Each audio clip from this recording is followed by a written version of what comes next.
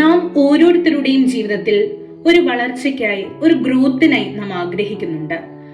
അതിനുവേണ്ടി നാം പല രീതിയിൽ പരിശ്രമിക്കുകയും പരിശീലിക്കുകയും അധ്വാനിക്കുകയും ചെയ്യുന്നു.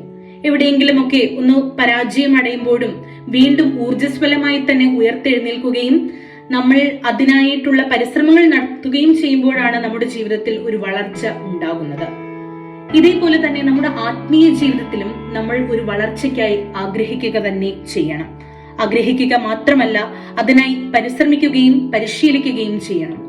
നമ്മുടെ ജീവിതത്തിൽ ഒരു വലിയ അനുഗ്രഹമാണ്, സൗജന്യമായി തമ്പുരാൻ നൽകിയിട്ടുള്ള ഒരു വലിയ അനുഗ്രഹമാണ് വിശുദ്ധ കുർബാനയുടെ അനുഭവം എന്നുള്ളത്.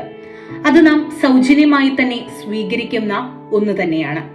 നമുക്കറിയാം, ക്രിസ്തുവിന്റെ ശരീരവും രക്തവും നാം അനുഭവിക്കുന്നതിലൂടെ നമ്മുടെ ഉള്ളിൽ ക്രിസ്തു ആയിരിക്കുകയാണ്. അത് നാം സൗജന്യമായി തന്നെ അനുഭവിക്കുന്ന ഒന്ന് തന്നെ ആകയാൽ നമ്മുടെ ഉള്ളിൽ ക്രിസ്തു ഉണ്ട് എന്നുള്ളൊരു ബോധ്യത്തിൽ നമ്മുടെ ജീവിതത്തിനെ നാം ക്രമപ്പെടുത്തുക തന്നെ ചെയ്യേണ്ടതാണ്. നമ്മുടെ ജീവിതത്തിൽ ക്രിസ്തു നമ്മുടെ ഉള്ളിൽ ഉണ്ട് എന്നുള്ളൊരു ബോധ്യം ഇല്ലാതെ പോകുമ്പോഴാണ് പലപ്പോഴും നാം പരാജയം അടയുന്നത് എന്നുള്ളത് നാം മനസ്സിലാക്കേണ്ടതായിട്ടുള്ള കാര്യമാണ്.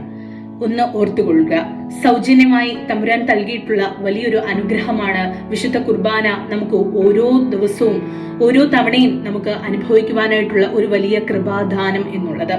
അത് സൗജന്യമായി നാം പ്രാപിച്ച ഒന്ന് തന്നെയാണ്. അതുകൊണ്ട് തന്നെ അത് സൗജന്യമായി മറ്റുള്ളവർക്ക് പകർന്നു കൊടുക്കേണ്ടതും അത് നമ്മുടെ വലിയൊരു ഉത്തരവാദിത്തമാണ്. വിശുദ്ധ കുർബാനയെ അത് ശ്രേഷ്ഠമായി തന്നെ നമ്മൾ സ്വീകരിക്കുകയും അതിനായി നമ്മൾ ഒരുങ്ങുകയും ചെയ്യണം.